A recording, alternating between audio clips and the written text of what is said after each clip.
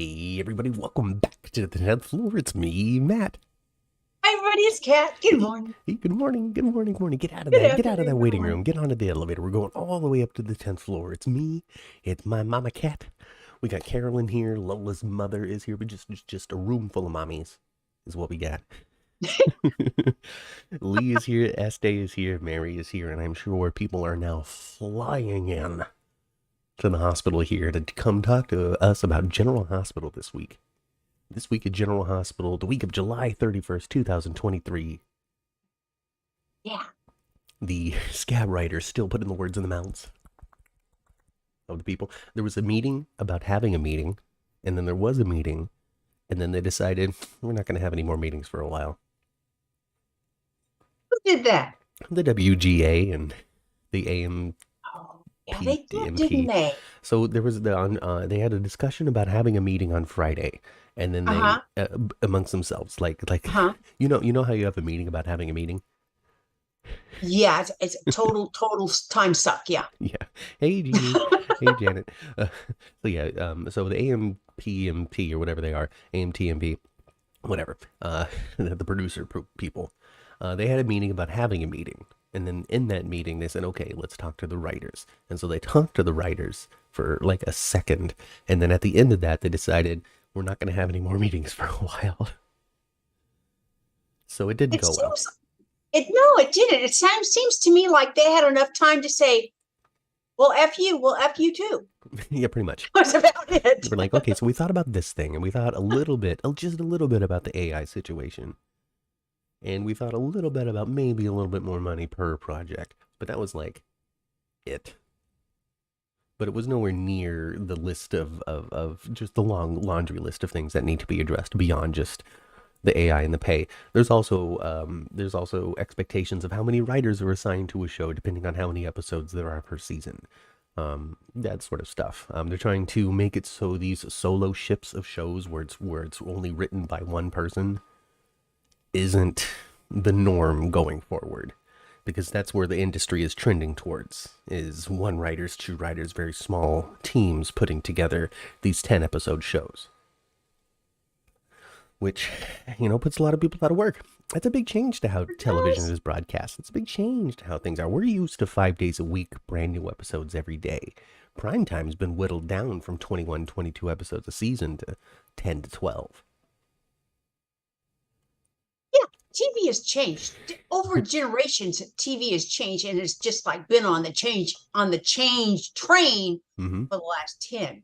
It's been very, very, very heavily changed, and a lot of that Yes. because things are more long form serialized, where one episode flows into the next. It's very soapy in its primetime presentation now, where Yes, it's one prime time is long written like a soap story opera. stretched out over the season, rather than your episode of the week, your adventure of the week, your crime of the week, your alien of the week, your comedy of the week, situation of the week. Yeah, the hijinks of the week. I mean, and beyond sitcoms, sitcoms are, of course, known for their hijinks of the week. But procedurals, they're still fairly popular. But, I mean, you're watching NCIS or Law and Order, and that's pretty much your two options. That's it. That's it out there. Your Yeah, adventure of unless the you go, weeks, like Xena. I mean, I like to make that reference, but because I'm a dork. Um, but, your shows like Xena or your shows like The Pretender. Even there was this one show called Evil, I think, and then there was Person of Interest, and just like these little weekly adventure shows. But the same type of people who just get into another caper this week, and another caper this week, and another caper this week. That sort of TV's going away, and that sort of TV was syndicated. It's yes, harder to syndicate a serial because you can't just randomly pop an episode of How to Get Away with Murder in the middle of it and know what the heck is going on, like you can with a Big yeah, Bang Theory.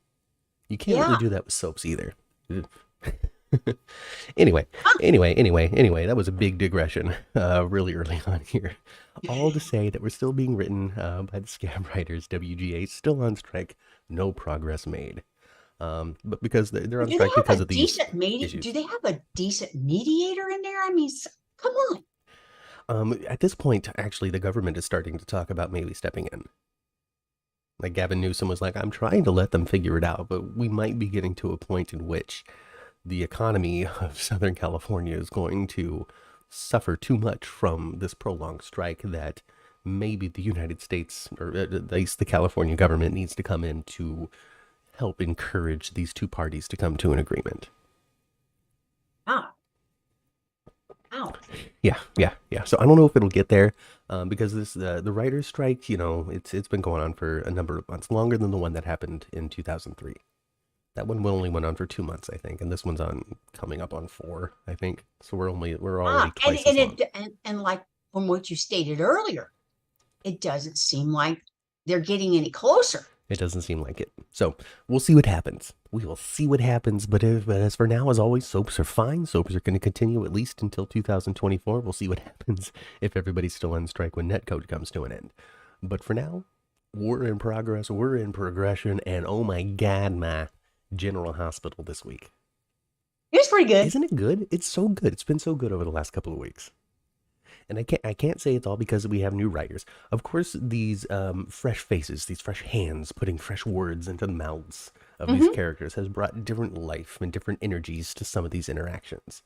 Different kinds of conversations maybe are happening. Definitely different reactions with each other than what we're used to seeing. And that really came out to me this week, especially on Friday with Ava and Austin. And just how they talk to each other, his reaction to stuff, his impression of Sonic Rentos, like that sort of stuff. I don't necessarily know if I would expect that coming from GH from a month ago versus right now. Oh, I don't know. In that example, though, in that example, Austin, the character of Austin, has changed so much in the last 3 weeks. Yeah. That the portrayal is going to be different because the character it's been a lot of fun. So different. It's been good for you, Howard. Roger. Lean into the funny. Like, you're a comedy actor, man. To me, you're a comedian. I love it. It's really good. It's really good. Hey, Rochelle. Happy Sunday, y'all. It's Leo, ma'am, cat. I'm not sure what you meant, Rochelle, but if you're not Rochelle and you're Leo, hey. Hi. Hey, Sandy, how's it going? Kelly's not going to be with us this week, but that's all right. Kelly's going to catch the replay. I made that to shout out because Kelly Publicover, of course, we know her, we love her. Major contributor to the chat. And if you want me to remember who you are as much as I remember Kelly, participate in the chat. It's open for everybody. As so long as you're not swearing people out and saying, oh my God, you're such an effing idiot for the thing that you say, go in there, go in the chat, and also say, I don't agree with you, Matt and Kat. I think that you're wrong because of this. I am here for that. Oh my God, please do it. Yeah. Because Matthew wants to ask you why so bad. I do. I want to know. I want to know how you watch the show. I want to know what matters to you. I got into it again on Twitter about Esme. It wasn't big. Nobody, threatened anybody. Oh, it's Leo season, Mama. It's Leo season. For you. It's Leo season? Yes. Leo like in the month of August? Yes, like the constellation. And you know what it also is on Thursday, Matthew? What is Thursday? What day is Thursday? It's the day you turn 27. I am not interested at all looking like shit for 27. It's the day you turn... But I want to look great for 62 every day of the week, okay? All right, then we'll say it's the day you turn 106. Look at you. You look great for 106, Mom. Oh, my God. Just defying all expectations. My birthday's on Thursday, y'all. Happy birthday, Mom. So I guess next Sunday we'll have to have a little celebration. I'll do something with a thing. I'll put like some balloons or something on the frame. I like it. Yeah, balloons and a gift, a present. I don't know. Maybe I can give you a gift of a new name for the channel because we're doing more podcasts, Yeah. So you said, so it's the month of August, so it's Leo. It's Leo season, yes. It's Leo season. Yeah. That's why Leo's prominent in the Eddie story right now. It's all astrologically connected. All right, they have a horoscope reader on set. Go in there, just reading the astrology, given the horoscopes, and deciding this is the time in which Leo Quartermain needs to grow into a prominent character in this story. And then she looks over and she'll see, oh, Taurus is in retrograde. Or something. I don't know about all that stuff. I don't think a whole constellation could go. All I know is Leo's not popular people when it comes to the masses. Well, it's because you want stuff. We have a bad, and in Uh, astronomy. Bad rap, it seems. there's Leos. every sign has a bad rap to it. Apparently, I'm supposed to be a materialistic glutton. Well, I got the food evidently, part I'm down. supposed to be bossy. Well, I am bossy. I do want to be the anyway, center of attention. It's all true. lots of happy birthdays in the chat for you, Mom. Ooh, So thanks, take those guys. into your birthday on Thursday, just with the best of positive energy from all of us here on the 10th floor. Mhm. And you know what, you guys? I'm sure by Sunday I'll be okay, but Friday night, I'm going to a nightclub for my birthday. Oh, My shoot. husband's taking me to Crocodiles. Crocodiles is like a club that does like 70s and 80s music. Oh, I'm gonna be shaking my groove thing for sure. Oh my gosh, I hope they just hit all of the classics from your youth, from yesteryear. All of those stereo classics of cleaning the house in Hayward, just, REO Speedwagon just blasting on Yeah. all of the speakers. I want this for you. Today is Sandy's birthday. Happy birthday, Sandy. Happy birthday, Sandy. Hey, happy birthday, Sandy. It's starting to get into birthday season. August to October. Just a lot of people get born in those Oh, months. yeah. Oh, yeah. You better believe it. Sindus, we will soon be talking about Leo on the show because boy, is that kid adorable. He is, and you know what? He's doing a great job. He is. He's really handling the material. Yeah, he Like he is. gets it. He gets it. I just sometimes I wonder what the conversation is like with the kids, and I'm not even talking about him being autistic. I'm just saying like, what is it like having a conversation with a kid, explaining like the emotion of a scene, what's going into it. Like, all right, child, you have to understand that this was your dad, but now he's not your dad because he thinks he's somebody else. But then on top of that, I started to kind of like spread and think about soap stories as a whole, especially Days of Our Lives stories versus General Hospital, because General Hospital is very long and very serious. Mm-hmm. But Days is much more punchy and a little more irreverent. Mm-hmm. But I was thinking, well, when I'm explaining this story to a child, well, he was your dad, now he thinks he's somebody else. That is so simple. That is so easy. Yeah. That is such a basic thing to happen, a basic thing to understand that you can just jump right into and just go, okay, I can go with that from here. Leo seems to completely understand it. Okay, right now, he's Eddie, Mhm. and he will, and that's who he Yep, is. the character totally understands it. The actor playing the character totally understands it. There's full comprehension of what's going on there. And I'm not trying to assume that a child is too dumb to understand anything like that. I just wonder what it's like to try to like put yourself in such a fantastical situation at such a young age. But then it got me thinking about soap stories as a whole, and they're all pretty like basic. It's like all of these characters, and this was a big revelation for me, which is ridiculous because I'm sure everybody knows this already. But all of these characters never grew up from being teenagers. They're all still going through their teenage angst. I gotta get the girl back. You can't have my man. You're prettier than me, so I hate you. Your family has more money than me. You're more popular than I am. Oh my god, Joss is such a bitch. Like, they're still You know all what? teenagers. You know what? That was. I remember when I got my first full-time job, and I was just 18. I was, working full-time, had my regular. Bless you, sweetheart. Thank you. Had all my first full-time job. That was one of the first things that I thought as I'd been there a couple of weeks. And I remember actually saying something to my mother, actually. I said, you led me believe my whole life that where adults were different. They're not. Nope. All these people, and this was a cross section of lots of cultures and lots of ages. Yeah. So I was like, adults have their head right up their teenage own butts. It is no different. No different They're at not all. different. You're right. In just life, I think. It's true. It's true. And really, the older I get, the more I realize that the people around me also are just still pretty much on the same level as I am when it comes to just trying to figure it out every day. I mean, we get better at it, but we I still don't know what it's been. I don't know what it's been. If it's just been lack of still winging it. realization, or imposter syndrome or any number of different things that made me feel as though that the people around me, and I don't mean this to be insulting, even though it's going to sound like it. So sorry. Um, but I always just kind of had like this sort of deep assumption that everybody around me was more talented than they actually are. Like they have a lot more to bring to life or bring to a situation. And I always felt like I was trailing behind people because I'm like, I don't have that much to bring. I don't have many ideas. I don't really know what to do. Uh, but then I go through business. I go through these different positions because when you're low, slinging boxes on the line, Hmm. you don't realize what chaos is actually happening in the office as they are constantly trying to figure out all of the stuff that never works. It's, I don't know, it's an experience. um it's an experience. And that's trying to be creative in like the water filter industry. I wonder what it's like to try to be creative in the entertainment industry. I don't, whatever.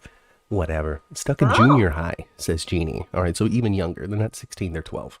All of these soap opera characters are 12. They are hormonal 12-year-olds that don't have the social skills yet to figure out how to explore these new feelings. and those are raging hormones too. All right, who are we going to talk about? Who you want to talk about? We can talk about any number of different people. We could talk about me. We could talk about you. Hmm. We could talk about Sindus. Sindus is in the chat. Hey, Sindus, how's it going? Oh, Hey, okay. Lee, what's going on, Lee? What? We got Friday. I got a Friday on Hulu. I don't know what happened on the broadcasting, but I got a full week. I got all 5 episodes this week. I did too. Yeah. So I don't know what happened on broadcast. I know that there were some tweets that went out by Yes. the executive in charge of ABC Broadcasting slash General Hospital slash The Connors slash other shows.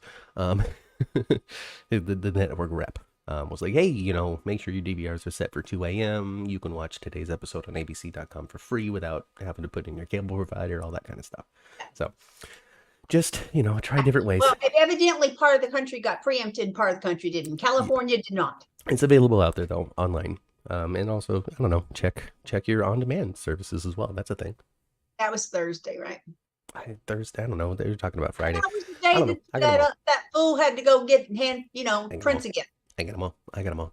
I got them all. Rochelle, you didn't see it on Hulu? Check again. Check again because I just watched it today. It was there. Anyway. Jeannie wants to talk about Vanna, and I think that's a good place to start. Vanna? Yeah, Oh yeah, Vanna White. You think she's going to yeah. take over for Pat Sajak now that he's now that he's going to retire? Well, she was sure happy to see him sitting on the stairs when she went in the house, huh? He sure was. He was so happy to see He's her, just so Valentin. smooth all the time. Yeah, Valentin's not a he real is. man anymore. He's just a female fantasy. He's smooth and corny at the same He's time. he's become It's hard to pull that off. a romance novel character is what he's become. Smooth and corny. I tell you, like for instance, Marty can't be smooth and corny at the same time. No, he's gonna pick one or the other, right? Yes.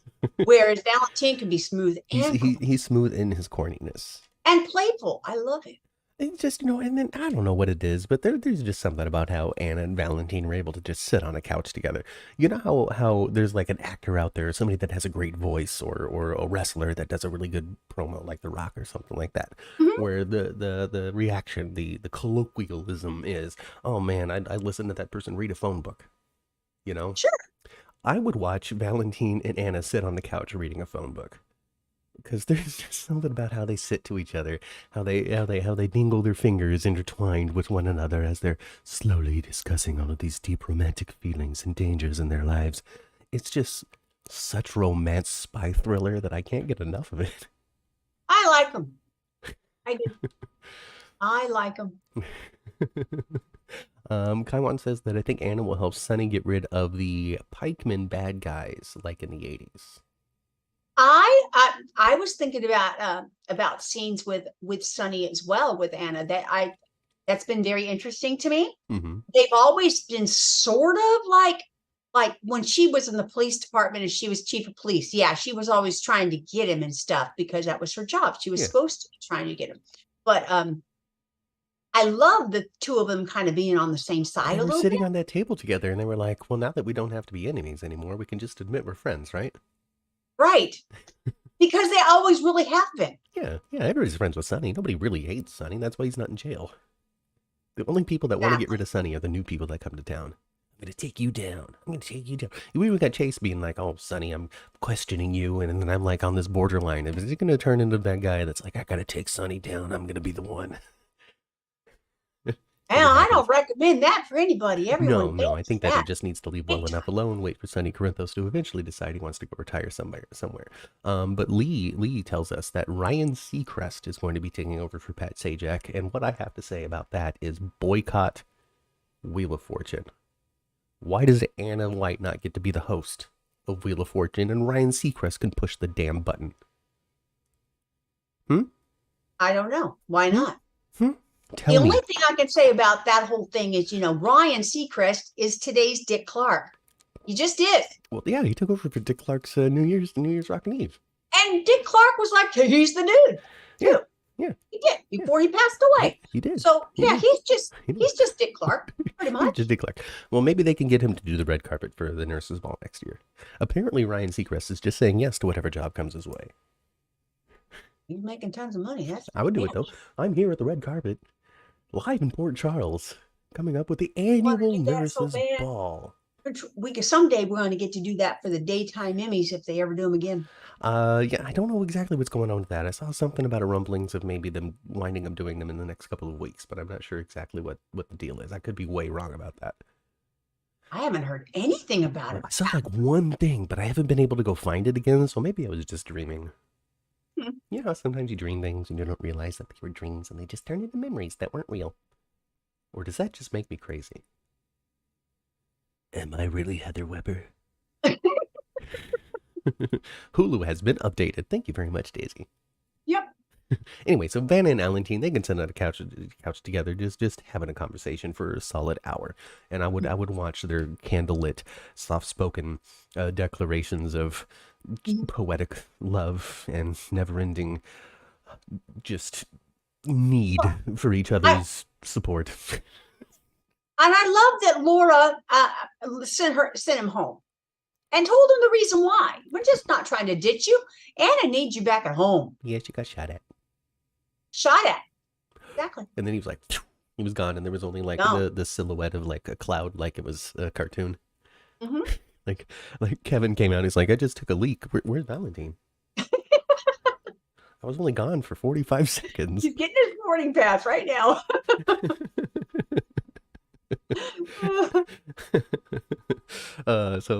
Just good stuff. I love seeing it. And now that he's back in town, he can help. He can help figure out this whole who's shooting at Anna thing. Mhm. I liked their talk. I liked how he was all like, I could be a bad guy if it wasn't for you, Anna. My daddy could have turned my brain. Right? And then Anna was like, oh, what do you mean, darling?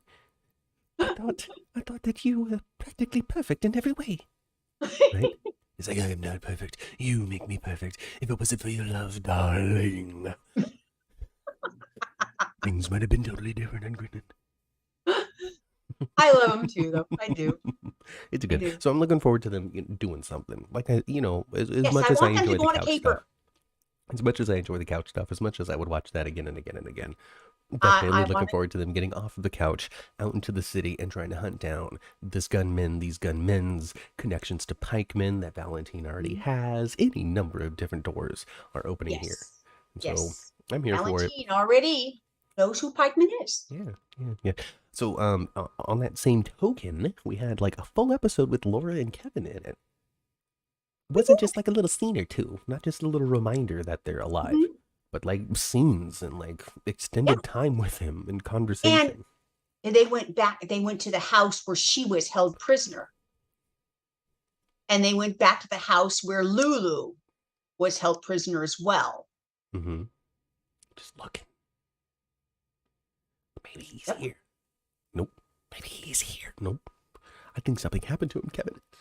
If he was hiding, we would have Now, found if him. Valentin would have been there, he probably felt pretty bad about all that. Well, because he had something to do with the fact of Lulu being there. Well, then it's good that he didn't get to show up and have be confronted with those terrible memories then. And we don't need to be reminded of it. Now he and Laura have actually made up and are friends and co-grandparents. They sort are. of. Well, I guess. Well, Jeannie likes Valentin much better this way.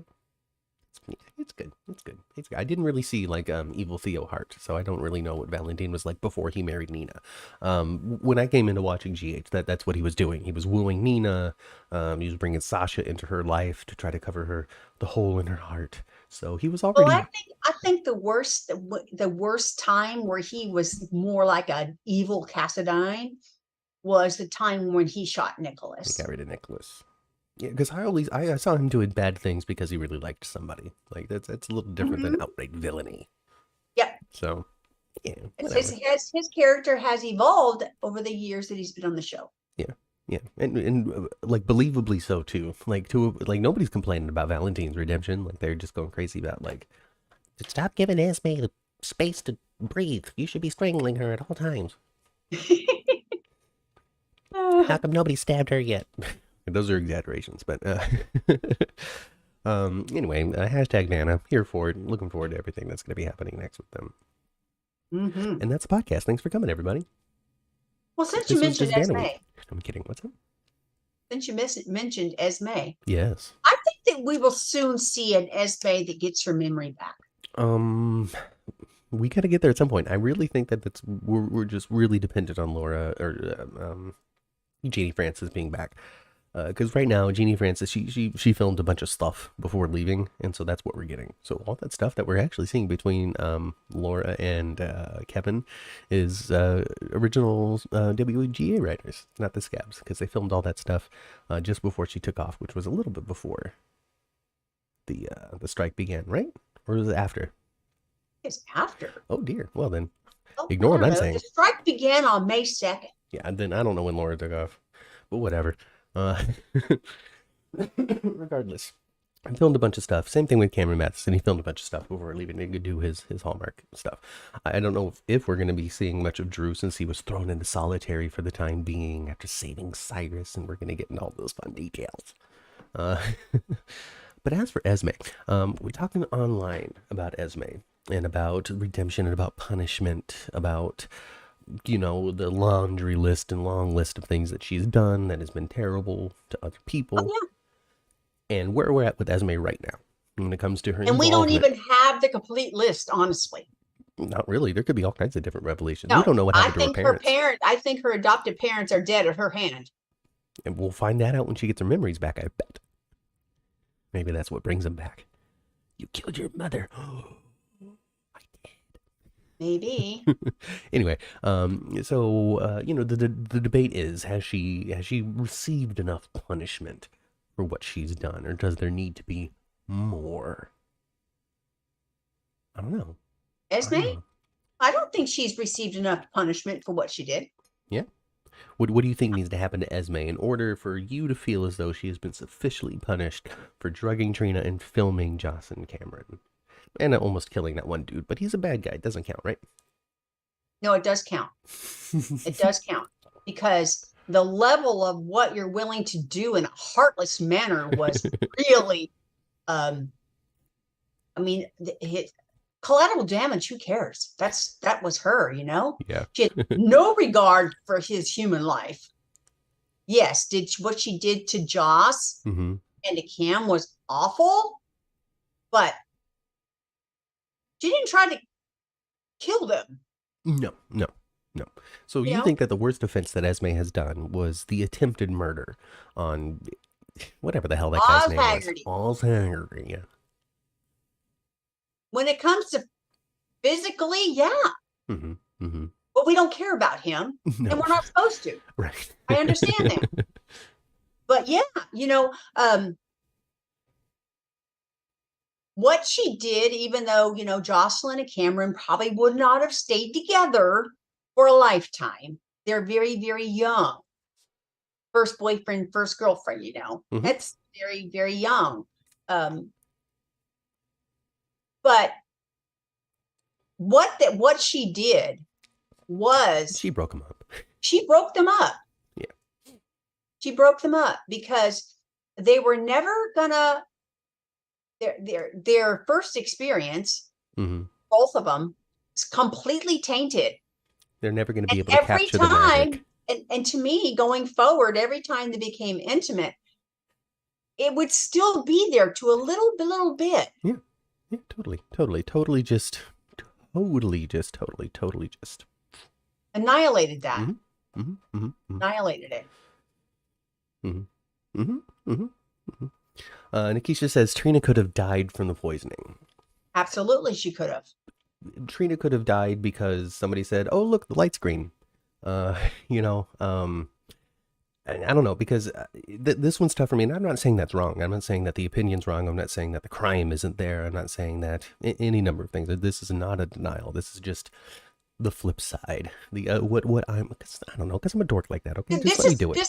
This is what I think with Esme, the character of Esme, when it came to, okay, Esme is an evil young woman, but she's not stupid. And if she wanted to kill Trina, she would have. I think she knew what to give her to have her just go to sleep for a good hard sleep. Truthfully, here's the thing. I do not think that the character of Esme did something to overdose Trina. I don't think that she did something to physically harm Trina in a long-term fashion.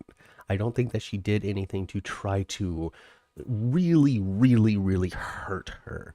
I think that she did something to make her woozy, take her out of the situation, so she doesn't interrupt Esme's plans on filming Jocelyn and Cam, and possibly push Trina in a situation where she admits to some latent feelings or to some secrets, like she did about kissing Cameron and stuff, that put a wedge in that friendship. What failed her in this was the show itself, was the B-roll, was whoever was using the medication bottles and the number of pills that are being used and such.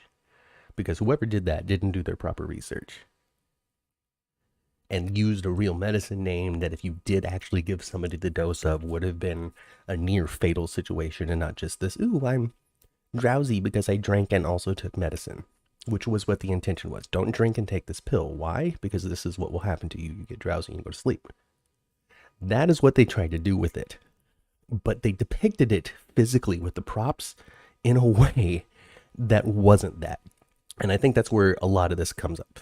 Because from my perspective, at least, Esme did not try to poison Trina. No, I think she tried to put her to sleep, and she did. Yeah. So they probably should have used like Ambien or something.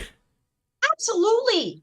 You know, rather than whatever this actual medical thing was. And I know, I guess it is the show's fault. All right. The television audience watches television differently than they used to. They freaking dissect it frame by frame now. Well, now they can. They weren't able to in the 60s. Because you can't. Yeah, everything was too fuzzy and you couldn't pause. Now everything's crystal clear and you can. Exactly. And so, you've got to set your set knowing that. I get that. I hopefully someone else is paying attention, and they won't do anything like that again. And, if you want to dig deeper into this, and this is harder for me to do because I don't have that same perspective, but if you want to dig deeper into this, these decisions were made when it came to using this medication name, when it came to using the number of pills in the shots and all of that kind of stuff. If you want to dig down, strip layers off, and try to find some sort of insidious root in there, it's entirely possible that some crotchety old white person at the top of some sort of food chain was just like, let's depict it like this. That's not out of the realm of possibility. I hope and don't think that that's happening, but any number of different layers could be headed into this. It's difficult, like I said, it's difficult for me to be able to dissect that particular part, but I do know that that is a topic of conversation and a criticism that comes to Esme as well, is the fact that Trina is Black, is African American, and these things happen to her. And the lack of realization from Esme of the greater consequences of setting somebody up to go to trial, putting them in with the legal system, creating an environment in which people can make an assumption about somebody's character that will never change. It's very easy to do in situations like this, in which a victim can find themselves in a worse living situation in life going forward than they ever had faced prior. So all of that stuff is very real. It just wasn't a part of the show. It wasn't really explained or analyzed past one conversation between Portia and Stella. So that's where a lot of that complication comes with Esme, is because all of these different layers and angles that people are taking the story and analyzing it in a way. Because if you're coming to it from just a soap standpoint, everything's totally fine. She's in there, she's messing with this hot new romance. She's in the way between Trina and Spencer and their happiness, very easily distracting Spencer from a son that he feels like he has to raise, but is going to be taken away from him in a matter of months when Nicholas comes back, obviously.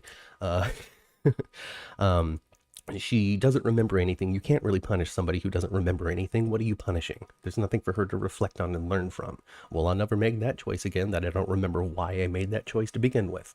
You got to wait for her. The only thing that they could put her, well, I think that it wouldn't be too far-fetched for them to put her in some kind of care facility, mental health facility. Really what it seems to be boiling down to when it comes to the big debate of what should happen to Esme when it comes to actually punishing her for what she's done. And that is some sort of locked away in some sort of government institution, whether it actually be real prison, whether it be a mental institution. The fans as a whole who find Esme's punishments so far to be lacking pretty much are all 100% aligned on. She needs to spend some time behind some bars and then come back. I agree. Yeah. So I don't know exactly why it's specifically a facility that this character needs to find themselves in to be seen as punished. Because from what I've seen, she was also locked away for 9 months as a prisoner in Windermere. So what is the difference between being in Ferncliff or actual prison versus being locked away in Windermere? There's a big difference. Windermere's a lot safer. Explore. Oh, so you want her to have a chance to get shipped. She fell off of a parapet and lost her memories. One of the times she pitched her own butt over it once. She sure did. She got tossed over it by Ava and then threw herself over it. Oh my god. I had forgotten that she went over that parapet twice. Anyway, I ask all these questions not because I harbor these opinions. I ask these questions because it's how people have conversations. When it comes down to it, there's still a lot more that Esme needs to go through before she can be ingratiated back into society. It'll be very interesting to see though when the character of Esme does get her memory back. Is she gonna go trying to be the new Esme, or is she gonna go? Well, no wonder I have these feelings, because this is who I really am. All right, maybe not 9 months. She's gonna lean into Heather. Or is she going to lean into her new example? She's going to do something. She's going to do something, I'll tell you that. Let's see, 9, it wasn't 9 months. It was probably more like 6 months because she did disappear and then come back showing pregnancy. So I'll correct myself on that one. Thank you very much, Nikisha. And then Esme didn't fall. She jumped, risking her own child's life. She did. She did. She was desperate to get out of there. She had enough. She had enough. Well, she did pitch her own butt over it, though, didn't she? At Windermere, she had freedom. Freedom to do what? Freedom to stare at all of that rotting art and get fed? No, she really didn't have very much freedom because she didn't really get to leave the room. It was a big cell. It was a nice cell, but it was a cell. It was still a cell. Nikisha says, I wish I could have had bed rest in the castle when I was pregnant. And I don't think you're going to get anybody saying you're wrong for that. I don't think anybody's going to disagree with you on that. I've never been pregnant and I still want bed rest in a castle. So but she was, but to me, the biggest difference is there was a level of safety in the castle that you're not going to have in the jailhouse, even if you're going to, the nice jail where Alexis was. What if the fear is I'm going to have listen, guys, again, I'm playing devil's advocate here. I'm just saying, what if, okay? Please don't. And you're not. So I'm just reminding you to not. Yeah, whatever. Whatever. So, it's a crazy TV show. I don't. Sometimes I wonder if Esme, and gosh, I just don't think this is the right way to go, because the fans will just they just going to have a heart attack if this happens. It kind of seems like he's going to like her again a little bit. The people who were really supporting Sprina will have a heart attack. There's plenty of other people out there that will be fine with it and don't really care. Yeah. But it seems like maybe, and if she gets and if she leans back into her old self, she'll work that. She'll work it out. There's a couple of things to also keep in mind. She doesn't have Ryan anymore. Ryan was definitely a driving force when it came to like, this is how you do it. This is what you do. This is what you manipulate. This is the strings you pull. She doesn't have that anymore. She showed time and time again that when she did something on her own, it failed miserably. Yeah. They showed it. And any time that Ryan was like, this is what you need to do, it was a success. So she doesn't have that Ryan influence anymore. So who knows how good she would be at any of this. When she he played the long game a lot better than her, huh? Oh, look at that. 10th floor coming together in the chat. Finally, Daisy and Nikisha agree on the fact that Esme has not gotten enough. Daisy says that she did have catered meals. Now, that's true. She did have better food at Windermere than she would have had at the prison. And she even got her own little Christmas tree in the prison. You know what? You're right, because Nicholas started to soften on her. Oh, you know what? All of these little details. You know what? You're right. Lock her up. And throw away the key. Well, she did a lot of things that, she needs to go to jail. She needs to pay for it. She does need to know what she did, though. Yeah, but I think that's really the big thing, for me at least, is right now she's not Esme. She's Esmeralda. She's somebody else. But the thing is, though, when she does get her memory back, everything she's heard about herself, and she knows that people are just waiting for her to know what she did, for her to realize what she did, for her to be prosecuted. She has no reason to tell anyone when she gets her memory back. She won't. No. Find out somehow. She'll be found out somehow, though. What do you think about that Christina and that Dex, huh? All right, we got Christina being like, Spencer, you should go spend time with Ace and Esme. And we got Dex being like, I want to be your new best friend, Trina. You're my best friends. You're my girlfriend's best friend. I'll be here for you. Well, I thought that was natural, actually. Yeah. Because if you have, I think a lot of people don't necessarily have this. Very often your best friend is not necessarily your spouse's friend. Or maybe they're more of an acquaintance, but they don't have that same level of friendship with you. And he goes to go play video games somewhere. And, and she was much closer to Cameron. Yes, they were a big trio together. Yes. So, maybe she's just they're kind of reaching for that. Yeah. Oh, Daisy, I was not pitching that Christina and Dex get together. I was just saying that they're two characters that kind of interacted with everybody's favorite Sprina. I liked it. I liked how Trina was also like, well, okay, I'll talk to you because, why not? Sit down. Well, and I think he's actually a good ear. Sure. Dex has got, he's holding that silver gun right now. He's still super sensitive man, though. But he's still a sensitive soul man. So this is where I'm at with it now. Have mercy. He's a typical soap opera guy. So seeing as Cyrus is being drawn into the Gatlin Holt situation, I am no longer as excited for the possibility of Cyrus being Dex's dad. There was a couple of days where I'm like, oh man, Cyrus Renault could be Dex's father. But he's not really getting involved in that. That's fine. That's fine. Because here's where we're at. I think it's pretty much undeniable at this point, especially with what we've been seeing with Dex recently. There's no way that kid ain't Jason's. Yeah? That's Jason's son. Because here's why. He was sitting there and he was talking to Trina, all that kind of stuff, and you mentioned the silver gun in his pocket and stuff, and it made me dawn, it made me realize right here in my middle brain. That's what Jason would have been like if he didn't bash his head over a rock. If he was emotionally available to be like, oh yeah, tell me more about it. He'd be more like Dex. I'm a sensitive, tough guy. Yeah, he'd be a lot more like Dex. So yeah. I didn't think about it like that, but you're right. You're right. Yep. I'm always going to point to the fact that Jason has brain damage and always use that as an excuse for any number of different things. Well, he bashed his head over a rock when he was 16. He doesn't remember nothing. That's why, well, he is emotionally unavailable in a lot of instances. Jason was. Yeah. If you ain't Carly, I don't care. Who is his mom? Asks Jeannie. I really have no idea. I don't know who would be appropriate to be Dex's mom. Because he's like, what, 24 or something? I don't really know what Jason was doing in the year 2000. So. That'd be kind of interesting to look back at that little time frame, huh? Maybe maybe to like 98 to 02, kind of right in there. Yeah, I really have no idea. No clue what's going on there. 98 Who was he? Michael was a toddler. I don't know. I don't know. You all tell us. Who would be appropriate to be Dex's?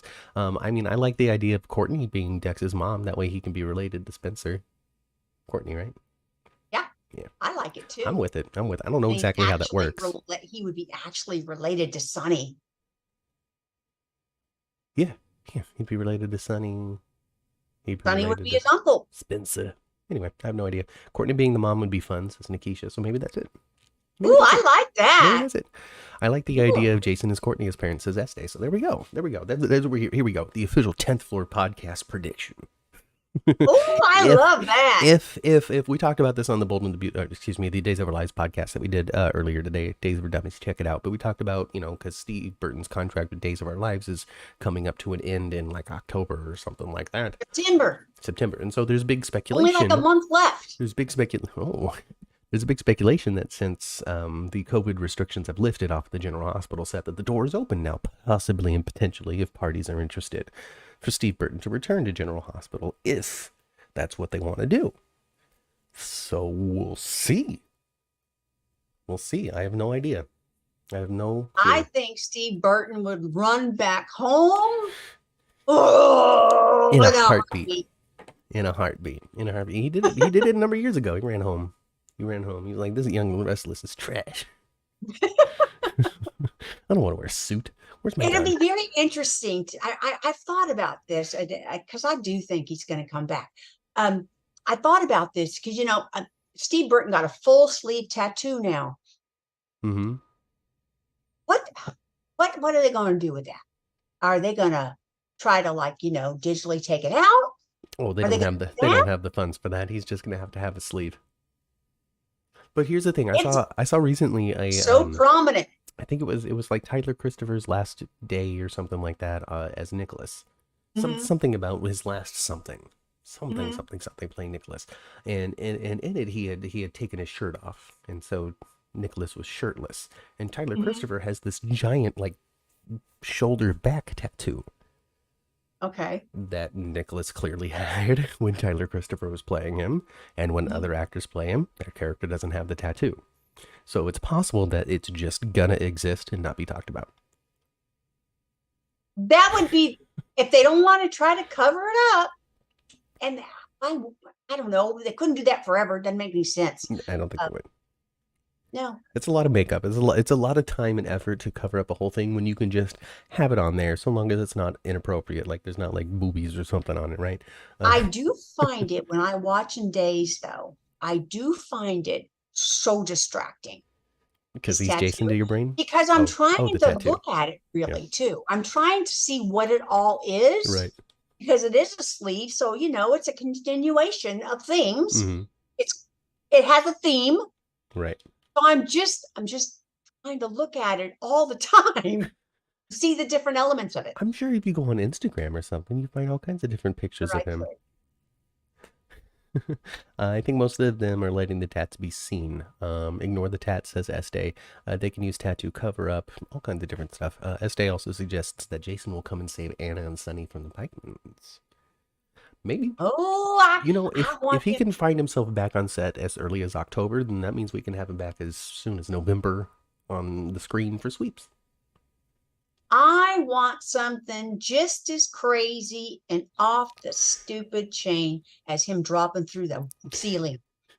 like he did when he came back the I last do time. remember. You know, of course, he was patient 6 many, many days before that. Yes, yes. But, Do you you know, remember? that Do you remember they were leading up? Steve Burton returns to General Hospital, and it was like a big 2-week campaign. And it's like in 5 days, Steve exactly. Burton's back, right?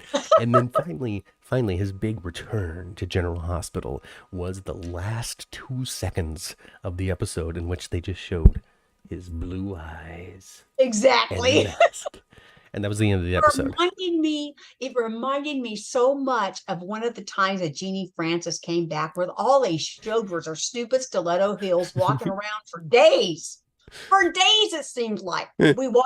We saw Jeannie Francis's feet. Like, what is this? And we all knew it was We all knew it was Laura's feet. We were like, The but it most was so recognizable long. feet in daytime. It was so long. It was days of her feet. Days. Oh, well, you know, I mean, at least she had feet to walk on, unlike Molly. Molly. Poor Molly Davis. No, she got a little boot on, She got a little boot and she got crutches. She can't go nowhere. No. She can't go nowhere. So, since the surrogate agency representative showed up to the house, I was thinking, did they put her in the boot simply so they didn't have to build a new set?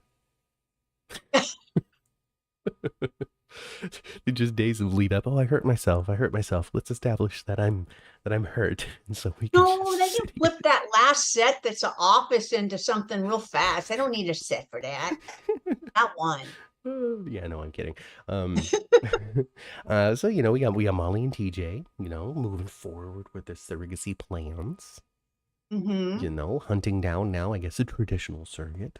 You know, there's no reason to get 3 people involved. We'll just get 2, TJ and somebody else. We don't need somebody's egg and that person and this person and that, and then like select the sperm that I want to use specifically. It's just too much. It's just too much. Why don't you just stick TJ in a room with this person? They'll figure it out. Silly. It's the least expensive option.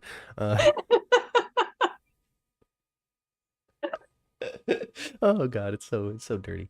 Oh my goodness. Anyway, so you know they're gonna go traditional surrogate. I mean, do you think at this point it's just we're just dragging our feet to the foregone conclusion? Absolutely. But what's it Come gonna be? on. What's it gonna take? Why are they going to make that decision? Because right now they're very against the idea. I don't know. I don't know, but I mean it's just obvious from the get-go. That's where the story's going because it's been brought up too many times already. So in this particular instance, if they go long game with story when they get to Christina, it's just ridiculous. They should be working that out in the next 3 weeks. Boom. Christina's gonna, yeah. Hopefully. We don't need a long story for this. I mean, what does Christina like? We have plenty of other long stories. For sure, I'm with you on it. I don't know what it's going to be at this point. What is it going to be that changes their mind? Is it simply going to be, well, we've been over the library of surrogates. None of them are speaking to us. None of them are none of them are the vegetarian, you know, partner having. They are going to pick apart and overanalyze everybody. I only drink water melted from polar ice caps. You know that kind of stuff.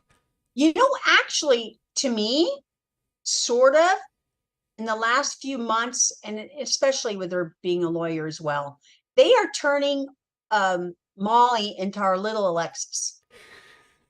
Yeah. Kind of. Yeah. You seen that? She's the advocate, just like Alexis was. Mm-hmm. So yeah, I'm with it. Whatever. And she's she tends to overanalyze everything. I liked that. That was kind of cute when they were like, "Are we overthinking this?" And she goes, "Yes, just like everything. Sit down." Exactly. That was good. I like that. Christina, the thing that she has that her mom has is diarrhea of the mouth.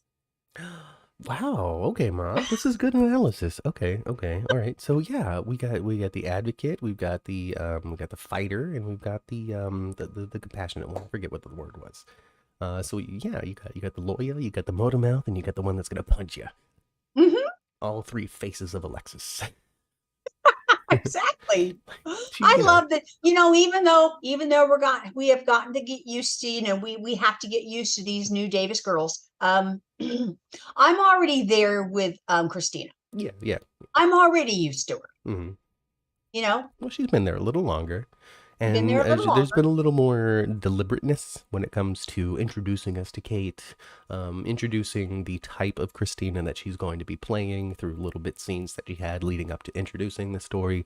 We didn't have that same time with Molly, who was trying to Yes. pretty much figure out on the fly who this character is and how to play her and how to get these relationships going and how to do a voice. Jeannie says, funny Mhm. how she's older but has a younger voice. I don't know. She just has a high voice. Yeah. I don't know if that's necessarily younger. But she does remind me of, yeah, you're right though. All three of the girls have distinct Alexis things about them. Yeah. Daisy says, I think Christina is bipolar. And if that's the case, Daisy, then Maurice Bernard is going to eat that up. You wouldn't want to play Actually, that. I think, well, it's kind of, when it comes to his children though, it has been done. Yeah? Morgan was bipolar. Okay, do it again. Morgan's dead.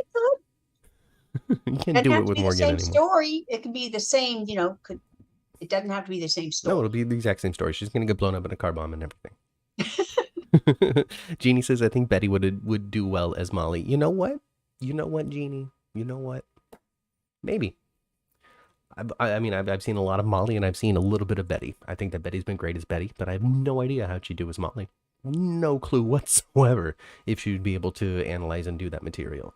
Betty's villainous. She's very, shady character, and that is a type that an actor can excel at and absolutely freaking bomb the emotional connections and screen tests and all that kind of stuff when it comes to a long-term partnership. So it's hard for me to sit on the outside and necessarily agree, but I also can't disagree either. Because I don't know. I tell you what, though, I want to see more of Betty. I know that she's a short-term character, as she should be. But Yeah, man, she's fun to watch. she's gonna get killed. She's gonna get killed. She's She's gonna get killed. She's gonna get killed. And who knows? I mean, maybe this Molly isn't gonna work out. I mean, they're all under like 3-month contracts and stuff. And who knows? Maybe we'll have a new Molly before you know it. I would Could hope be, not. but I do like this one more than Molly #2. Yeah, we're fine. I think we're okay. I think we are. But yeah, we're clearly moving forward to Christina ultimately being pregnant and dealing with all of these things that they're worried about. Where Yeah. she will be overbearing and opinionated and show where she doesn't need to be and barge in, swearing about interactions with Jocelyn at Kelly's. I'd rather poke my eyes out. Well, Jocelyn was kind Yeah, of being a they bee. were fun. They were fun. They're gonna be good fight. Jocelyn and Christina? Yes, because Yeah. they're both got some, they both got a lot of spunk. Oh, they're gonna be, how we used to love to watch Lulu and Maxie fight before they became best friends. And now you're going to see it with Christina and Jocelyn. They're just going to go at it. They're going to hate each other.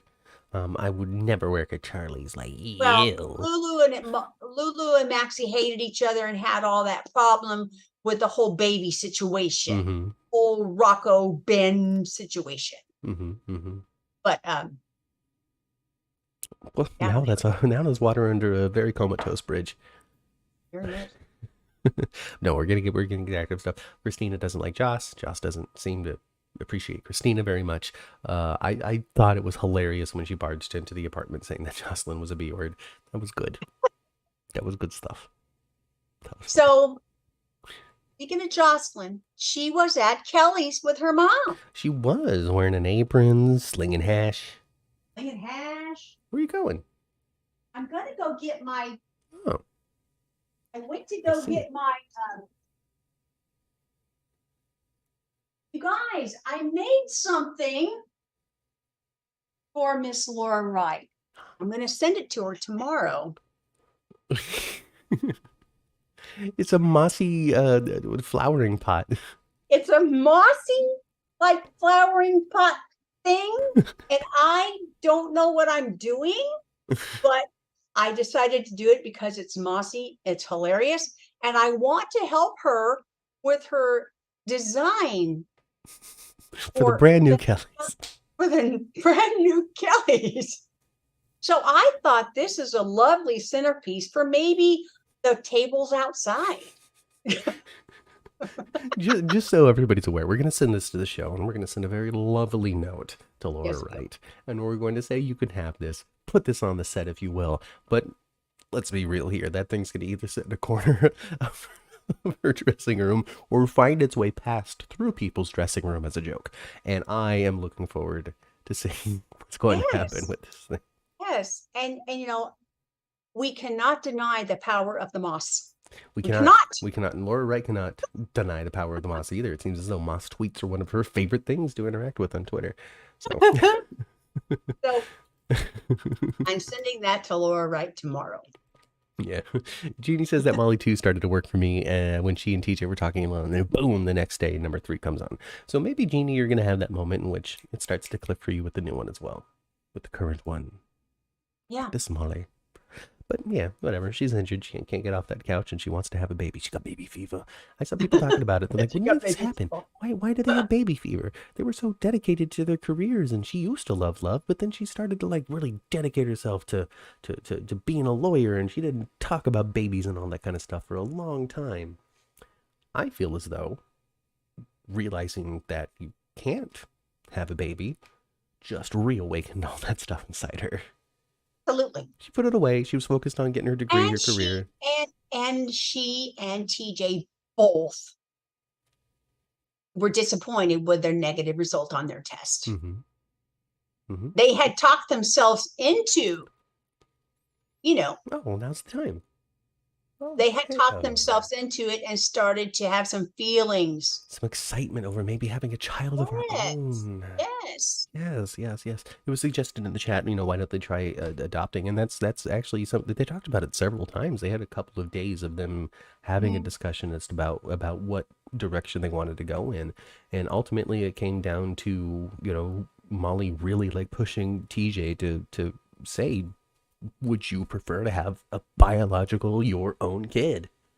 And finally he said, yeah, that would be the preferred situation for me. This is what I would. That's a hard thing to say as the guy, right? Oh, like, I think so. You can't have your own genetic child, but it's important to me for me to have mine. Like, that's a hard thing to say to somebody. Well, sure. And just because you can't doesn't mean that I shouldn't. Right. But at the same, wouldn't it be kind of cool? I would love to see them at the show do this. Do both. Both? Adopt a baby?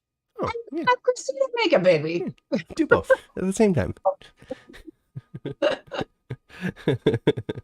Oh my gosh. Yeah, so that's the future of that. Daisy says Christina hasn't learned from her past. Her taking up for Esme and Nina was ridiculous. Was it ridiculous or was it in character? I think Christina's basic personality has remained the same, but this Kate just brings a little more roughness, a little more gruffness to it. Yeah. Yeah. It's more of a I know exactly what you're saying. A little more in your face. Yeah, I feel like she would punch me a lot faster than Lexi Ainsworth would. Yes. Yeah. But the base personality beats are the same. Essentially the same. Yeah. The one that can't get it down. I feel like she comes off as more of a screw up, honestly, than Lexi Ainsworth ever did. There's something about the composure of Lexi Ainsworth just as a human being that I always felt like, why are you holding yourself back, Christina, from being what it is that you're clearly supposed to be? Why are you not trying? Why are you selling yourself short in such a way where you're going to manage Charlie's and be okay with that? And I don't have that same like. It's like they kind of with Kate. I mean, I know they're adults already, but they did Sora's them a little bit. Yeah, we talked about that a couple of weeks ago. I feel as though they. I don't think that they necessarily intended on doing that to Molly. I think they intended on doing it to Christina. I think they moved Christina from 20s to 30s purposefully. Yep. Molly kind of just happened by circumstance, and I believe that they just kind of used the opportunity to say, okay, well, let's make Molly a little older too. That way we can have more stories. I don't know. There's also been talk, well, they're a resident, they're a brand new, just training DA, and we also have to keep in mind that timelines and so planned are not real. So TJ was a resident when he said, "I'm starting my residency," and then 2 weeks later, he was now a full-fledged doctor. When you're alone, meeting patients and not having to report on a regular basis to your superior character, all that kind of stuff, you're yan yan, you a doctor. Oh, I think that's what we got with TJ. I don't see him as a resident anymore. I see him as a full staffer. Absolutely. Thanks for coming, He Sandy. changed staff in no time. Yeah, who knows? We'll see if I don't know if I necessarily want to do that or not. Maybe I'll go to a different hospital entirely because I'm just so intimidated by my love. I liked them this week, though. I did. I did.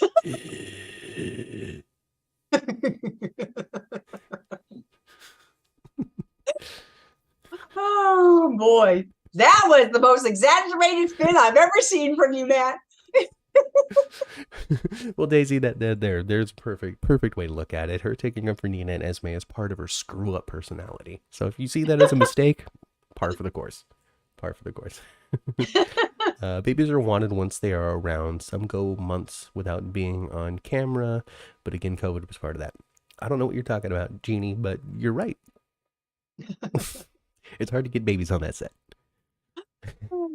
and that's why Ace is almost 2. My God, it's because it's hard to get babies on that set. Anyway, so Finn and Elizabeth, divisive. People still hate them or love them, but it's starting to warm up for them. There's people are getting a little more with it, and this is what they did once again, Mom. Once more, General Hospital said, "You remember that we did with Elizabeth's parents? Forget it." Right? Don't forget that, okay? That didn't happen. They're sitting. And sorry, by the way. Well, what are your red flags? Well, you dated my sister. Not I killed your ex-wife. My parents brainwashed me into being crazy, so I took sleeping pills, and then you invaded my personal life for months. Forget it. Forget it, okay? Absolutely. That was just a facade. That was a fever dream. That was something that Jake made up when he was telling lies to his grandparents on the phone. You know what's happening with Mom? Because he just wanted the parents to come. And when the parents came, they saw everything was fine, and they went, "You know what? We don't need to mess up a good thing." So they turned around and they went home. And that is it. That is what really happened. Everything else, forget it. I noticed that too. Didn't happen. I noticed that too. But I'm sorry, but using Deanna with a little note and do you like me? Check yes or no. If you want to do it for dinner, date, yes, no. I like how it didn't start with him giving her the note. It started with her response, "Give this to Dr. Finn," and then he opens up and sees what it is, and it was the note he'd previously given her before the episode. It was cute. Yeah. Criticism on Twitter, because Twitter's where people go to just whine all the time. But they were just like, "Oh, well, middle school, what are they, 12?" But yes, I mean, it's cute. It's cute.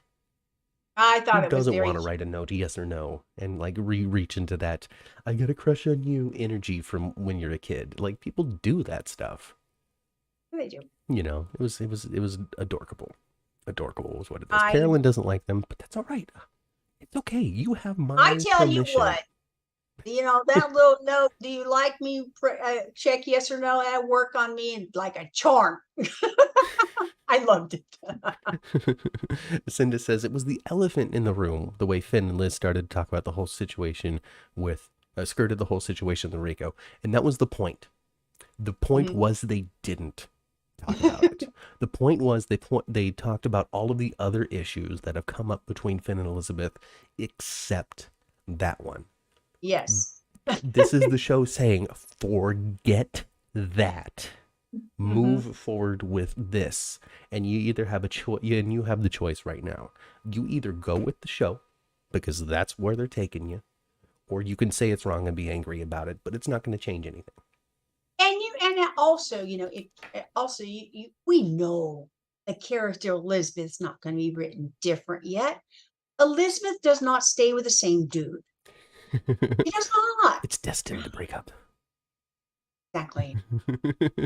So we'll see. But in the meantime, we're going to get the Someday romance. they're going to stick her with somebody and have it stick.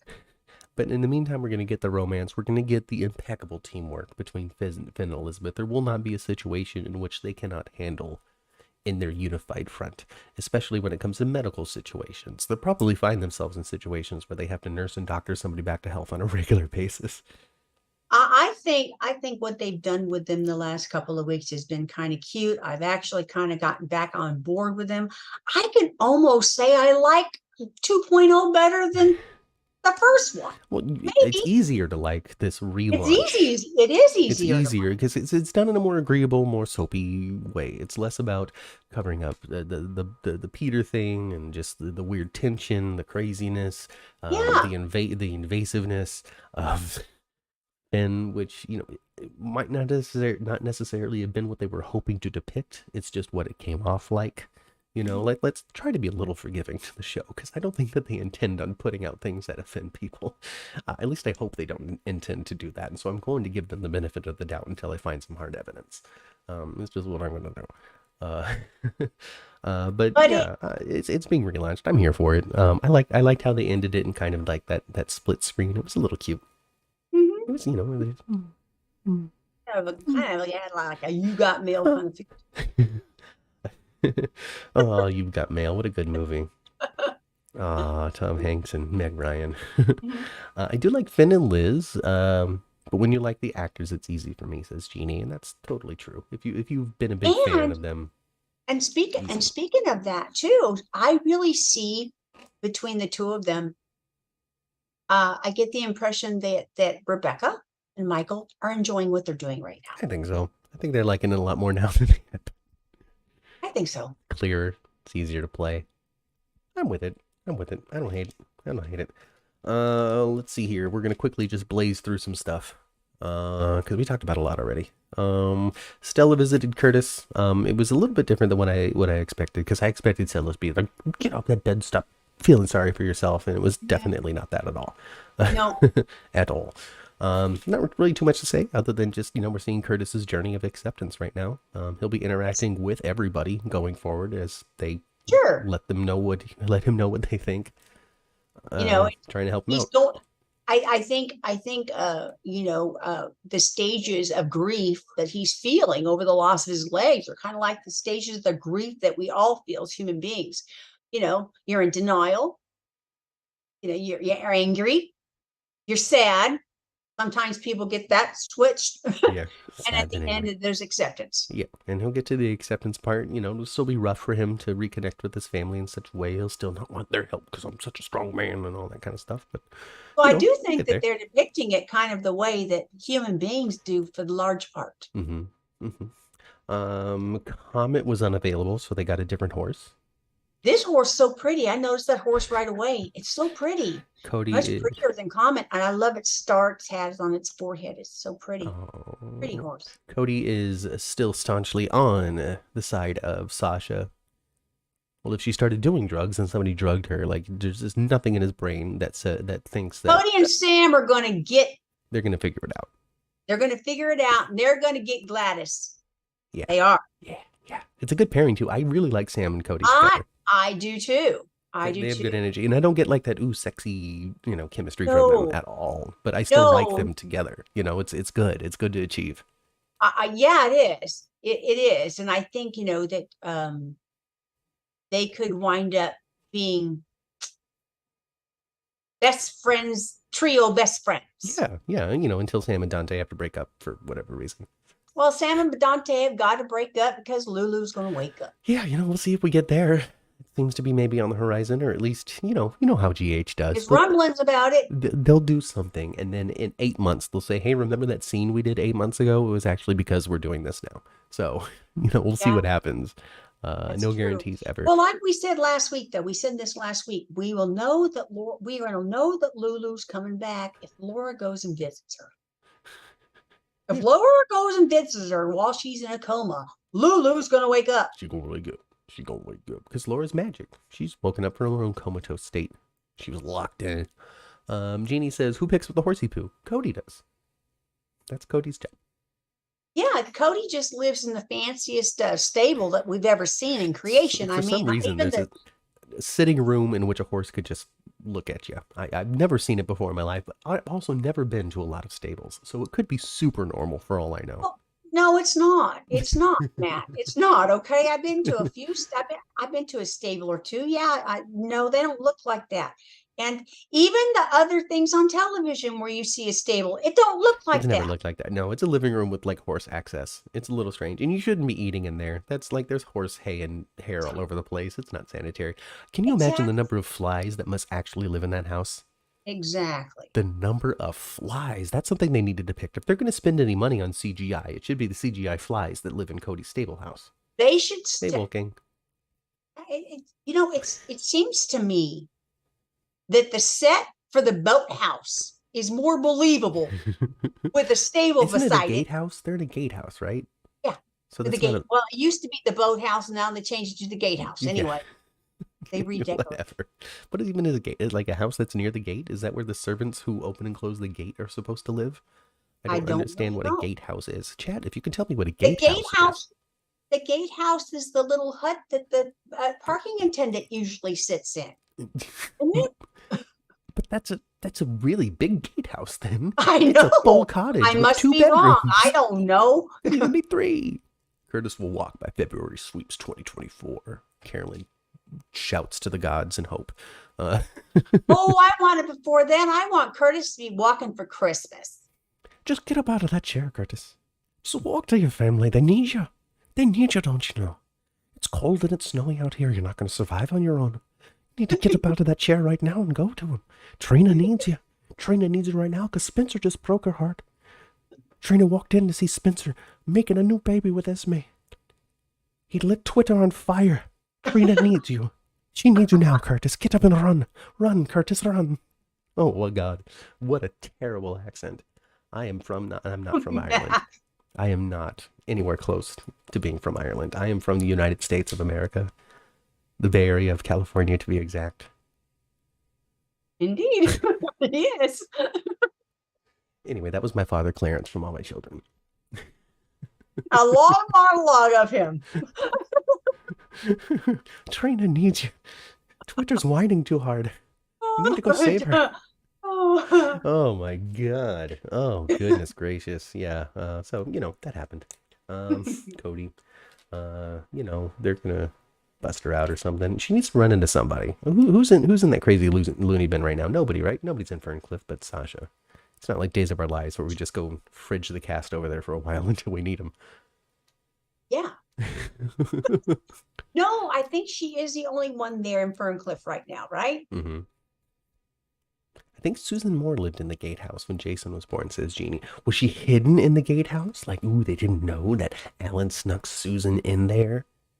Probably. Probably. He might even held her prisoner in there. I don't remember. I really don't know. So I didn't get a lot of Alan's story when I was watching. I knew who Alan Quartermain was. I remember him, being a father, parent he figure. and Monica were always fussing, fussing. But I really didn't get to see much deep Alan story. I certainly didn't see anything of him as a younger, childless man, or a man that only had young children. Like I've only known really the time of General Hospital that really is most present in my mind when it comes to the earliest I can reach back to have memories of watching it is like 96, 97, 98 type of deal. Lucky was already 14. Elizabeth was on the show. Carly was on the show. Michael was a baby. We're in like middle school. Yeah, Jason and Robin were a thing, raising baby Michael. Lila was still around. I remember there was, I don't know, maybe. I think there was a big Quartermain fight that was happening in the common room, the old common room, not the current one. But the other one with doors, where I think it was like more of a brown motif, maybe. Yes, there was a lot of wood. Yeah, and then dark wood. Yeah, and then like the foyer into the house, I think also was much larger. Yeah, and the door I think was behind them, like it was upstage, rather than off to the side, because they moved the door. I remember them saying, "Oh, they moved the door in the Quartermain house. How weird." And then they would like press their ears against Do the you doors remember? to Do try you to listen. remember Luke and Alice? I Were you remember watching it? Luke. So you don't remember the maid that worked for the Quartermain family that was like a big wrestler? She I looked know like, you've mentioned her before, and I've yeah, seen a picture, but it doesn't really connect for me. that was so fun. If maybe you should watch it like on YouTube and try to find, because they were comedy. Hmm. Luke and they were And comedy. Alice were good. So I remember that set from way back when, and I think there was some sort of big Quartermain squabble that was Mhm. happening, and Lila was there in her wheelchair and stuff. And I have this remember. I have this memory. I don't know if it's real or not. Like I said, my memory seems to be really unreliable. Like I could have dreamed it and decided it's real. Anyway, I just remember her like taking her cane and like pounding it on the ground really quickly just to get everybody's attention, to tell them to quiet down and stop Yes, it did fussing. happen. Just It did boom, boom, happen, boom, Matt. boom. Yes, and they all snapped their neck at her Yeah. because Lila was the most gentle spirit than the Quartermains could have ever deserved. Hmm. And it And was just a so for her to raise her voice or talk, sternly was, Billy Warlock. AJ was there fighting with Alan. Ned was screaming over everybody. Monica, I'm sure, was involved. Emily could have been screaming. Edward, of course, was absolutely in the middle of it. and she spoke to each one of the family members separately. They made sure that there was lots of scenes like that where she spoke to them individually and she was able to reach them. Yeah, I do remember some soft scenes between Lila and Jason, where I do remember understanding, even in my middle school mind, that of the Quartermain family, Jason and Lila were the only one that still had a relationship. Yes. I think he still called her grandma, didn't he? I think he called her grandmother. Yes. Grandmother, but he never Yes. just started calling her Lila or No, anything. no. Even Yeah. though he didn't really recall her, Hmm. his level of respect and regard for her, Oh man, I gotta uh, go watch like the best of the Lila or reverence, something. that he had for her Somebody just was, send me a bunch of Lila links, okay? yeah. Maybe A we can do a really cute, special. a cute one is a cute storyline of Lila's is when they lost their money and she had Lila's pickles. Lila's pickles, yeah. So maybe we should find out when Annalie, her name is Annalie. We should Annalie. find out when Annalie's birthday is, and then maybe we can do a special on Lila Oh, that's a at good around idea. that time. That's a good idea. She gonna be 100 at some point. That'd be a really good time. Yeah, I don't I know. don't, I don't know. I We have to don't do some know. research on that. That would be fun. I wonder if Olivia's going to start dressing up like a rock and roll girl that might snap Ned out of it. I think that Olivia's definitely going to lean into some more punk nature, maybe just to try to like connect with Eddie. I think that Lisa LaCicero dressed up in 80s Madonna kind of garb would be so awesome I and think she we're going would there. look so great. Yeah, I do think that we're headed in that direction. I really do. She will knock this out of the All park. right, all right. You're not Ned. You're not Ned. Now you're Eddie. Now you need a different type of girl. Now you need the type of girl I used to be. All right, Ned. All right, Eddie. But be careful what you ask for. Be Mhm. careful what you ask for, because you just might get it. Yeah, I love it. yeah, yeah, yeah. If they don't do that, I'm going to be disappointed now. Hmm. Yeah, no, it's gonna be great. It's gonna be super awesome. Wolfgang says yes and yep. I hope it's because of what we just said. But I can't say because I'm not sure how long the delay is before people actually hear what we have to say and can reply to it. But yeah, man, I'm for that. That'll be super fun. That'll be super super fun. Motorcycle jacket and all. I think Wolfgang is responding to your Madonna stuff. Yep. Yeah, yeah, motorcycle jacket and everything. Lois needs to come back to see if he knows her. Who plays Lois? Rena Sofer. Yeah, is that the same person that just came up in all the Days of Our Life stuff? Yes. The same person, like the Beverly Hills Wives and Yes. stuff. That the same person. I'm not conflating two Yes. different people. No. Oh wow, okay. I Wow, I'm thought more you knew familiar with that. who she is than I thought I was. I thought you knew that. I just saw. I pretty much just saw like the pictures of her in the '80s or '90s or whatever when Yeah. like the promotional shots of her and Ned from back then. But there's something about me. where I become blind to people's faces if they majorly change their hairstyle. I don't know what it is. It even happened to me when I was younger watching Forrest Gump. I didn't know that was Tom Hanks because his hair was so GD different from everything else he had ever done. I didn't recognize him as Tom Hanks because it's weird and I need to see a psychologist. But anyway, she had that long, brunette straight hair, and the Renaissance Right. that I know from today has that short flipped hair. She might have had a little bit of work done since then. She probably And has. I am not intensely familiar with Renaissance just as Yeah. a whole. I know the Yeah. name, the picture came across, and I'm like, oh yeah, that is Renaissance, but it's not like I ever thought about it. Isn't it perfect timing for her to come back because she's not on anything else right now? I really don't know what's happening in her life. Well, she's not on days. Hulu, Wolfgang. Hulu and ABC.com. You can catch Friday's episode of GH. We covered that earlier, but just as a reminder. But yeah, Rochelle agrees. Yeah, bring in Lois, bring in everybody else. Wally's ex, but that's all right. They're on good terms. We've covered that already. And another character that if they were to bring back, and I know there's no rumblings of this at all, I'm just talking. Yeah. Brenda. He should know Brenda. Yes. Oh, Eddie like would know Eddie would know Brenda. Brenda. Eddie would know Brenda well. Brenda wasn't on days? Mm-hmm. I don't know. So, they brought back Brenda onto Lisa Rena. There we go. See, I don't know things. Thanks, chat. Yeah. Thank you. See, they are different people. See, we would not survive without you. This is why we went to YouTube, because otherwise we were just sitting in a room together making crap up and nobody could tell us anything. Thank you very much. So Lisa Rena was Lisa Rena. See, Lisa Rena. So for me, it's easy for me to not know who the hell I'm talking about. Okay. Anyway, Rena Sofer was on Bold. See, she was on Soaps anyway. You know what? Thank you very much, everybody, once again, for helping us out.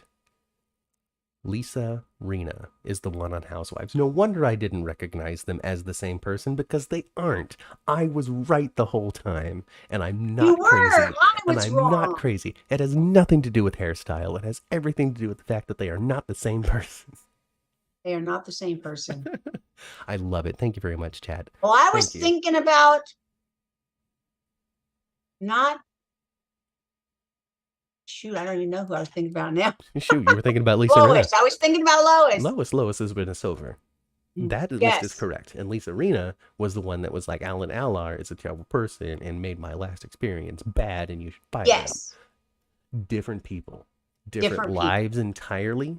Okay, they've had different parents. Okay, they have different siblings. I imagine they married different people. I can't promise that, but I imagine that they married different people.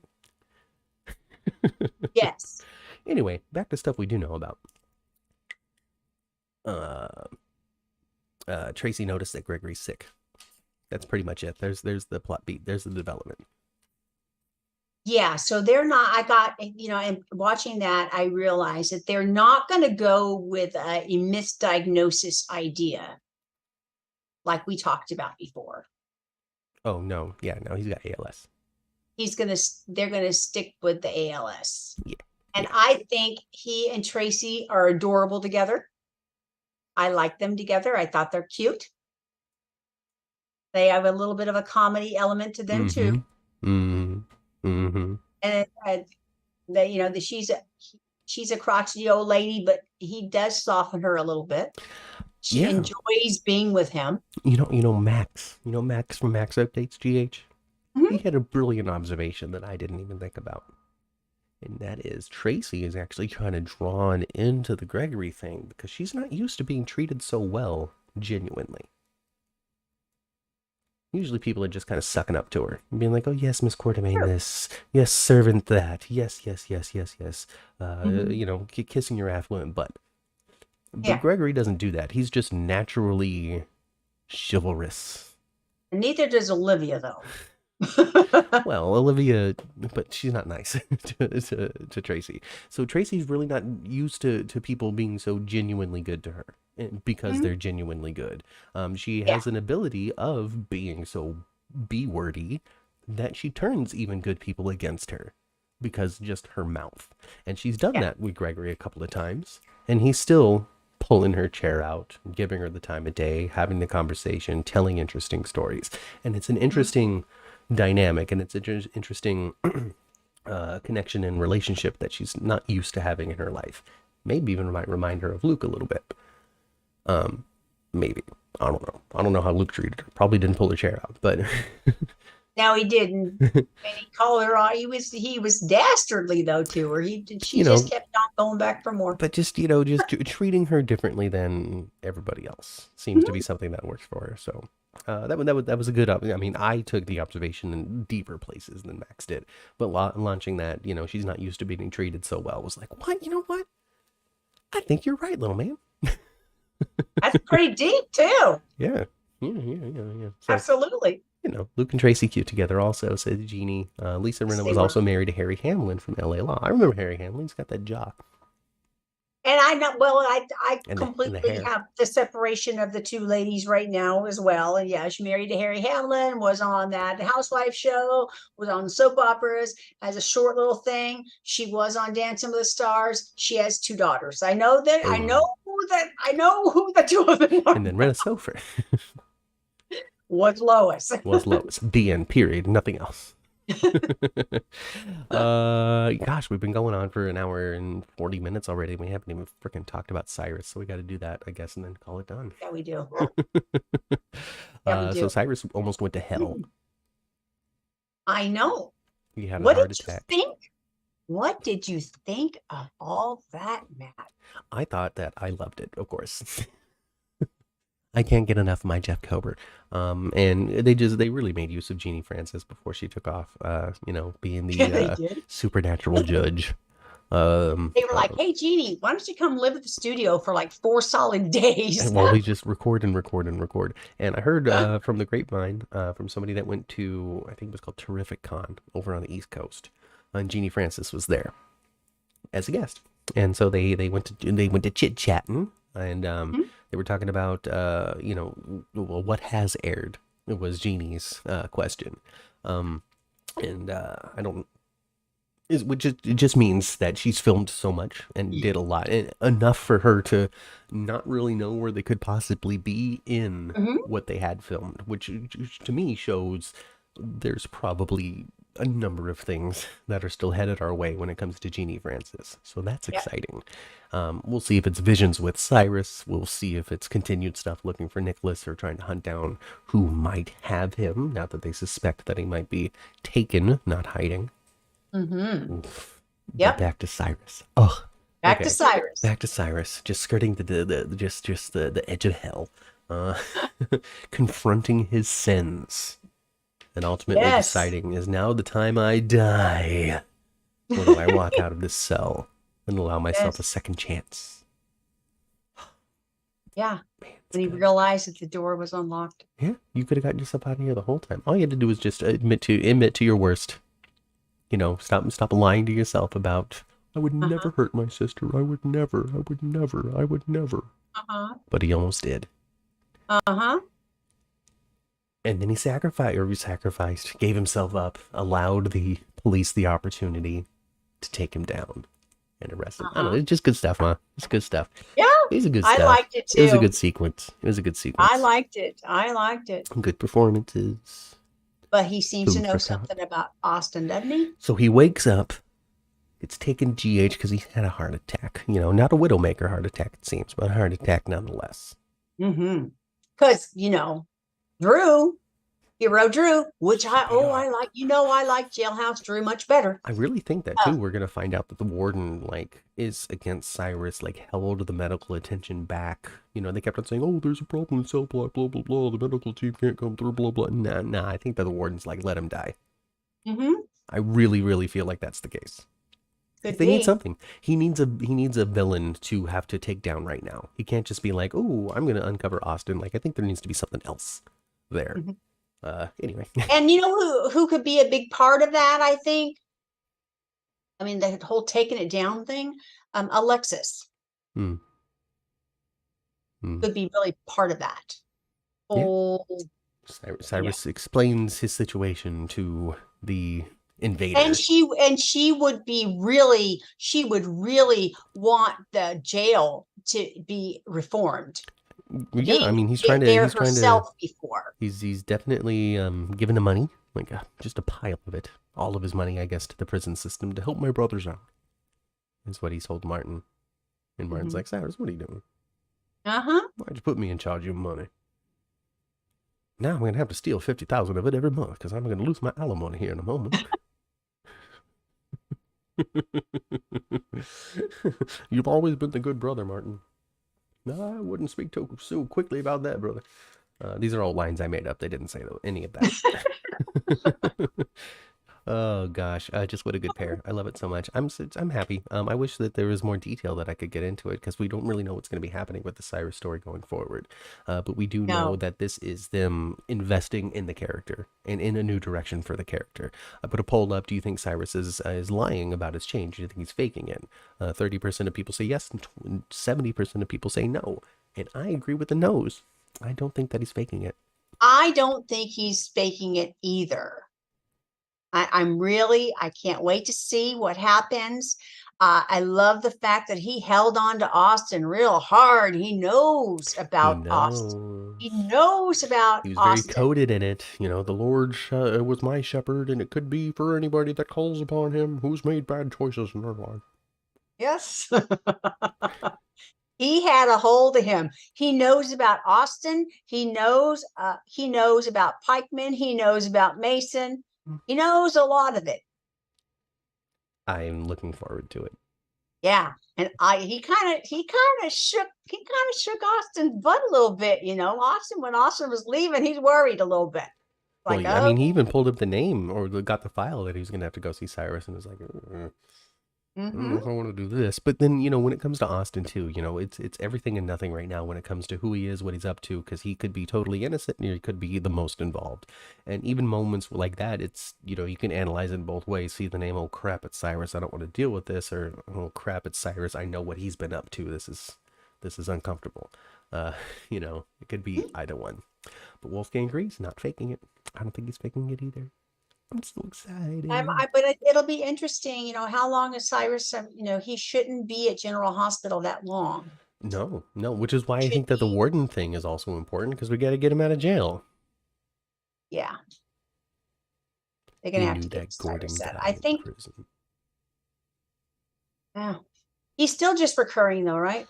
Yeah, I didn't see anything about him being signed to a contract. And usually when somebody gets onto a contract or they're credited as a contractor for the first time, there's usually somebody on Twitter that's like, oh, now on the credits, so-and-so. So I didn't see any of that, but I really haven't done any research on it either. But even then, like when you look at JPS and Wally Kurth and all of them who are all, you know, usually involved in some sort of story, being a contracted actor isn't necessary to the number of times you're on the show or the number of episodes you're in. So it doesn't. I'm with it. Me too. I'm ready to see it. Yeah. Why is that Book guy so mean to Cyrus? Because Book is an jerk. That's why. Because he is a little man, like you know, just a bad person. He's a little man. You know, not a big man, a little man. You know what I'm trying to say. Well, if you're right about the warden, he's in the ward. The warden's got him, you know. The warden got him. And if it's not that, the warden's got him with a, you know, lifestyle there in the jailhouse. Yeah, you keep effing him with Cyrus, and I'm gonna take care of you on the back end. There's that. Or he is a little man with just a little man syndrome who just isn't as tough as he wants to be and isn't as in control as he wants to be, and he sees broken down, powerless Cyrus, who has lost his center of, and he spoke to it when he was confronting him when Drew walked in and stuff, is you've lost all your friends. You don't have the same sway and power in these prison anymore that you used to. Now that you're man again, you know, and so he sees now a big, prominent figure that he can now belittle and feel better about himself. Yeah. So that could be it. It could be that simple, or it could be something as advanced as the warden is making Cyrus's life as hard as possible inside bars. That's how I think of it, at least, Lori. Thank you very much for the question. But that's it for me. I'm done. Are you done? I'm done. I'm done. I'm done. We're getting out of here. Hit the like button, subscribe to the channel if you haven't already. Circle back around to this and comment on it once we're done being live. Just saying, hey, have a great time. Use a character's name. Try to help the algorithm. Share this around so people can find it. You could share links as well. Just take it from the address bar up top. If you're on your computer right now, you could just copy and paste that directly in Twitter, on Facebook, or anything like that, and share the link around. You're welcome, Lori. So, that's it. Like and subscribe to the channel. I said all that stuff. You can donate $5 or whatever to the show if you want, the podcast if you would like, at buymeacoffee.com/10th floor. And it just helps us keep the servers running, because the audio version of this thing isn't free for us to host. Past that, you can find episodes of the podcast audio only on your favorite podcasting platform. If you're unable to find the show on your favorite podcasting platform, you can reach out to us on Twitter, right, Mama? You sure can. Right. At 10th Floor GH. Give us a follow there as well. Talk about General Hospital all week long. And go spend some time with your families. I've been Matt. I've been Kat. And we'll catch you next time right here on the 10th floor. Goodbye, everybody. Bye.